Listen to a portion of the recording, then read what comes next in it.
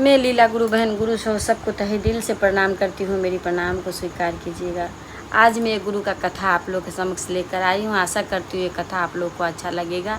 अगर अच्छा लगे तो कथा को पूरा ज़रूर देख सुनिएगा। तो चलिए कथा की ओर दोस्तों चलते हैं। एक गुरु बहन थी जो कि गुरु बहन हमेशा से शिव चर्चा करती, सबको बुलाती, शिव चर्चा करती, सबको बुलाती। पर एक दिन जो है सो उनके घर चर्चा रखी पर कि कोई नहीं गया। क्यों नहीं गया तो वो सोची गुरु बहन की सबको हम बुलाते हैं पर मेरे घर कोई नहीं आती है। हमेशा हम चर्चा रखते हैं, कोई ना सबको हम बुलाते रहते हैं, हमारे घर नहीं आती है कोई भी। तो सब सोचा कि भाई इसके घर जाएंगे तो ये डोमिन है और इसके घर में पानी भी पीना वर्जित नहीं है, पानी कैसे पिएंगे, इसके घर में कुछ खाएंगे कैसे, ऐसा सोच कर के जो है सो गुरु बहन के घर कोई नहीं जाती। पर गुरु बहन तब भी जो है सबको देखती तो चर्चा रखती थी, सबको बुलाती थी, चर्चा रखती थी, सबको बुलाती थी, पर कोई जाने का नाम जो नहीं लेता। फिर भी गुरु बहन चर्चा रखती थी और चर्चा करती। नहीं होता था चर्चा तो अपना चुपचाप दुक्काटी जला लेती और चुपचाप बैठ करके जो है सो मतलब अपना जो भी आता था उनका मन में वो अपना जो है सो करती थी। तो वहाँ से एक दिन जो है एक राजा साहब जा रहे थे तो देखे कि पूजा हो रहा है। तो सबको गुरु बहन जो है सो मतलब प्रसाद देने के लिए मतलब इधर उधर हो रही थी पर कोई उनको नहीं ये कर रही थी। तो राजा साहब वहाँ से जा रहे थे तो राजा साहब ने कहा कि ठीक है चलो ये प्रसाद जो है सो मेरे को दे दो। तो वो गुरु बहन उनको दी प्रसाद। फिर राजा साहब भी वहाँ से थोड़ा दूर गए तो उनको लगा कि बाप रे बाप ये तो जात की डोमिन है, इसका प्रसाद हम कैसे खाएंगे। तो राजा साहब ने क्या किया कि एक अकोन का पेड़ के नीचे में जो है वो उस प्रसाद को दबा दिए। फिर राजा साहब घर गए तो राजा साहब का बहुत ही उल्टी होने लगा, बहुत ही ये होने लगा। हाँ तो बहुत होने लगा। तब राजा साहब की पत्नी रानी बोलती है कि भाई आपको क्या हुआ।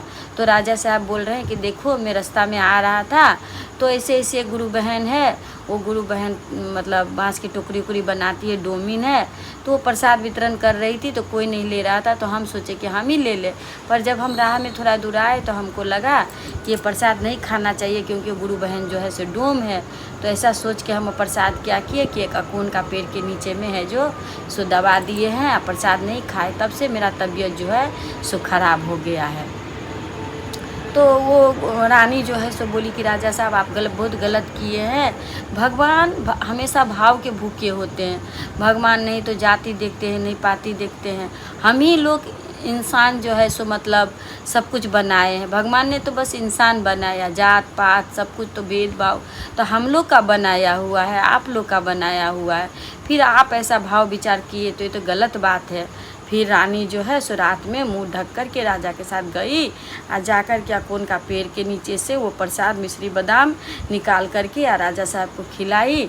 और खिलाने के बाद जो है गुरु से क्षमा याचना की कि हे गुरुदेव मेरे पति से गलती हो गया, आप उनको माफ़ कर दीजिए और उन पर कृपा करिए कि वो ठीक हो जाएंगे। तो राजा साहब जो है सो गुरु की कृपा से ठीक हो गए।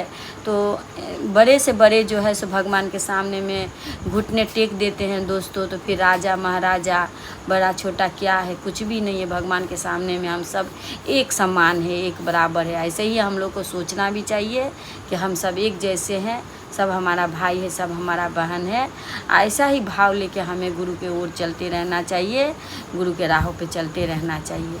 तो ये कथा आप लोग को अच्छा लगे, अगर अच्छा लगे तो आप लोग कमेंट बॉक्स में लिख के ज़रूर बताइएगा। फिर से मैं आप लोगों को तहे दिल से गुरु सो प्रणाम करती हूँ। मेरी प्रणाम को